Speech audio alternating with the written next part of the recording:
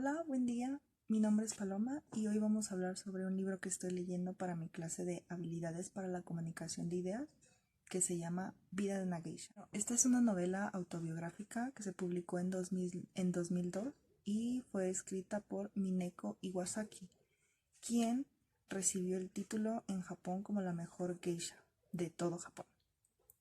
Este libro fue, para explicarles una mínima parte y de una forma rápida, este libro fue creado como respuesta a una publicación de 1997 llamada Memorias de una Geisha, que fue muy famosa en su tiempo. Pues el autor pidió a esta ahora autora Mineko Iwasaki que por favor le diera información acerca del mundo de las geishas, del Japón tradicional. Esta aceptó, pero con la condición de que toda la información que ella le había proporcionado mencionara en su libro que era de una forma anónima. Este autor rompió el trato porque en los agradecimientos, ya en su versión impresa, la mencionó explícitamente, puso su nombre. Entonces, como respuesta y como explicación y para contar la versión de los hechos, ella publicó su libro en 2002. En esta ocasión solo vamos a hablar sobre el capítulo 1, pues es el requerimiento que me piden en mi clase. Bueno, esta historia, esta novela autobiográfica, inicia contándonos que ella a la edad de 6 años inició su entrenamiento o su formación artística y que de todas las tareas que ella realizaba, su favorita o donde encontró su pasión fue la danza. En esta, o gracias a esta, fue que pudo encontrar la manera de ayudarse a seguir adelante con todas las tareas o requerimientos que a ella le pedían, pues le resultaban en extremo pesados. Ella también nos cuenta que debutó de manera obligada a los 15 años como una maiko, que es como se le llama en Japón a las aprendices de geishas, y significa mujer de la danza. En la casa de geishas que ella ingresó, nos cuenta que estaba ubicada en el distrito de Gyeongkobu, que se encuentra en Kioto o se encontraba en Kioto, y nos dice que es un karyukai, uno de los más célebres. Esta palabra, karyukai, significa que es un barrio dedicado a las artes antiguas o tradicionales como las casas de té, casas de geisha, teatros, etc. Ella también nos dice de una manera muy concreta que entre ellas no se referían como geisha, sino que se referían como geiko, pues geishas, a pesar de que significa artistas, ellas se referían como geikos, que significa mujer del arte, pues para ellas o entre ellas es un término más apropiado o que las define mejor. Después de contarnos un poco de el presente de ese capítulo o de esa parte de su vida ya como aprendiz de geisha, como una geiko, como en qué casa de geishas estaba, su entrenamiento, su debut, nos continúa diciendo que para ella su profesión le parece paradójica a su personalidad, pues ella nos dice que prefiere las actividades en solitario, mientras que una geiko o una mujer del arte se dedica o se entrega a los reflectores, a su público. Básicamente ella describe que las geiko son personas que jamás están solas, que jamás dejan a su público, que ellas son el centro de atención en cualquier evento, mientras que ella prefiere actividades solas o prefiere estar simplemente sola. También dice que ella se describe como terca, rebelde y en extremo orgullosa, cuando las geiko o en su mayoría las mujeres del arte son unas mujeres muy flexibles, muy alegres. Bueno, entonces aquí nos plantea la primera pregunta de todo el libro, o del primer capítulo al menos, y nos dice, entonces, ¿cómo es que una chica con una personalidad totalmente contraria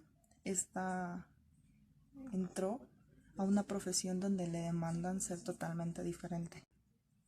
Aquí nos explica que realmente no fue porque ella quisiera o fuera sola a buscar una casa de geishas, sino que nos explica un poco de lo que es su historia. Viendo un poco de la historia familiar, nos damos cuenta que ella en realidad proviene de una familia de aristócratas y de familia noble, pues la mayoría de su familia o de sus ancestros trabajaron en cortes reales, en templos y hasta en santuarios. De hecho, nos menciona el más importante o el que estaba más cerca de la realeza, un príncipe octavo en la línea de sucesión. Citándola, nos dice que su madre se llamaba Chik Akamatsu y su padre Shikeso Tanaka Minamoto. Estos ambos provenían de familias un poco distintas, pero al final de cuentas eran nobles o de puestos muy altos en la sociedad. Del lado del padre, nos dice que su estatus de nobleza cambia cuando el bisabuelo devuelve el puesto, pues en ese entonces o en ese tiempo el régimen militar fue absuelto, derrotaron al emperador de ese tiempo y el nuevo emperador, que decidió dejar la misma corte del anterior emperador, decidió que quería cambiar la capital de Tokio. Y es decir, que al cambiar la capital tenía que irse el emperador junto con toda su corte. Y el bisabuelo, al ser un poco arraigado y al querer conservar sus tierras, decidió devolver el puesto. Entonces el emperador le insistió para que no dejara el puesto, pero él dijo que no y simplemente lo dejó. Y esto les trajo unas pérdidas familiares muy grandes, económicas y socialmente, pues perdieron mucho dinero, perdieron tierras, más no perdieron el apellido y estuvieron sobreviviendo, al menos hasta donde nos cuenta, con sus ahorros. Nos explica que ambos padres eran artistas y de manera muy breve nos dice que se gustaron al instante de conocerse en una tienda de arte. Estos salían, pero como había todavía una diferencia de clases sociales, al poco tiempo pensaron que no iba a funcionar, pero con el embarazo repentino de la primer hija de la pareja, pues los obligó prácticamente a casarse. También nos cuenta que a pesar de que el padre ganaba muy bien, pues vendía sus obras a un muy buen precio, parte de sus ganancias y la mayoría de parte de estas se iban a sus abuelos o a los padres de su padre. Y pues nos menciona que como eran descendientes muy recientes de nobleza, a pesar de que tenían puestos, no sabían conservarlos mucho tiempo. Entonces prácticamente vivían de sus ahorros y pues no les alcanzaba. Y aunque el padre no era el hijo mayor de ellos, se decidió que él debía mantenerlos. Nos dice que sus padres, o al menos con la madre, los abuelos no tenían una buena relación. Y en su mayor parte la abuela, pues no consideraba digna a la madre de estar con su hijo. Al punto de que está en un día o en una ocasión, pues la abuela practicaba esgrima. La abuela le cortó una parte del kimono que la dejó caer y dejó al descubierto a la madre. Esta situación fue como el punto de quiebre o el punto que dijo debemos irnos de aquí. Entonces se tomó la decisión y se estuvo discutiendo más que decidiendo qué es lo que se debía hacer, pues el padre no quería dejar a la deriva a los abuelos de la autora.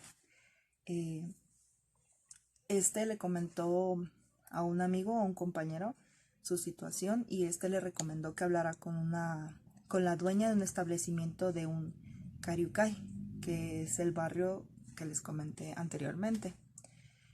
Así, de esta forma, discutiendo y platicando, se llegó a un acuerdo para dejar a sus dos hijas mayores en un establecimiento como aprendices y así le dieron dinero o consiguió dinero. Nos dice que así fue como decidieron o finalmente se decidió a que tenían que salir de esa casa y se salieron. Después de esto, nos comenta ella que se formó un vínculo muy fuerte entre la familia y el karyukai y así fue como se fue decidiendo qué hijas iban a ir a esta casa como aprendices y a cambio al padre le daban un dinero. Dice que para las hermanas le contaron que fue una experiencia muy difícil obligarlas a dejar la casa y que hasta la fecha, al menos de escrita o publicada esta historia o esta novela autobiográfica, nos dice que una de las hermanas todavía sigue enojada y resentida. Nos cuenta que la pareja o sus padres tuvieron hasta 8 hijos.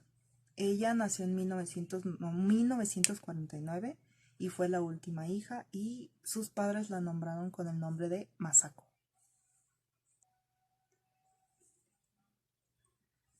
De manera muy general es todo el capítulo, es el capítulo y el prólogo de hecho, porque son muy cortos, son aproximadamente tres, no, son aproximadamente 4 páginas, entonces es de manera muy resumida.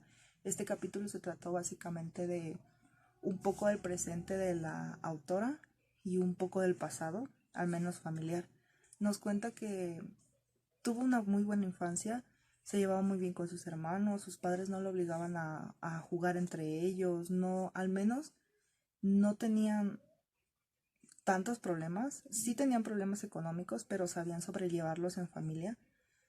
Eran padres estrictos, pero a la vez eran padres que dejaban que tuviera la libertad de pasear por el pueblo, de dormir un poco tarde, de jugar bajo la lluvia. Y citándola, nos dice: mis padres jamás me obligaron a jugar con mis hermanos, pues comprendían mi necesidad de soledad. Estaban pendientes de mí, por descontado, pero siempre me concedieron un espacio propio. Sin embargo, recuerdo haber pasado momentos maravillosos en compañía de toda la familia. Mis favoritos eran las hermosas noches que a la luz de la luna mis padres tocaban a dúo. Él, el shakuhachi, y ella, el koto. Nos congregábamos a su alrededor para escucharlos. Jamás pensé que aquellas idílicas veladas musicales pudieran terminar, pero así fue. Aquí llegaría el primer capítulo. Al menos yo ya es la segunda vez que leo este libro y hasta ahora se los puedo recomendar y supongo que vamos a estar subiendo más videos sobre, si no explicando capítulo por capítulo, será entre muchos capítulos o el final del libro, o al menos todo sin contarles qué pasa al final. Y lo recomiendo mucho si les interesa la cultura japonesa, al menos de una forma fiel, pues ella fue quien vivió todo eso, es una fuente primaria de información. Y pues sería todo, muchas gracias por ver y hasta luego.